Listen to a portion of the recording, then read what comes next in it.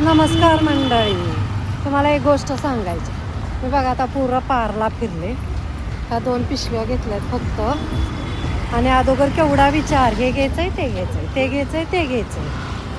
आणि आता रिक्षाला थांबले. मी रिक्षा बघते, रिक्षा नाही थांबत बरोबर. तर रिक्षा थांबना बघा. आणि आता चालले मी अंधेरीला, पार्ल्यामध्ये आहे. तर रिक्षानं आता अंधेरीला जाणार.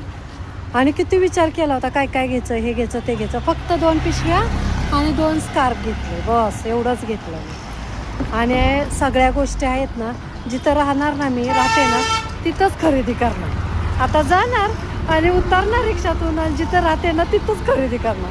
पण मी फिरले कशाला मग एवढा पारला पुरा? 4 तास झालं मी फिरते, चालते नुसती.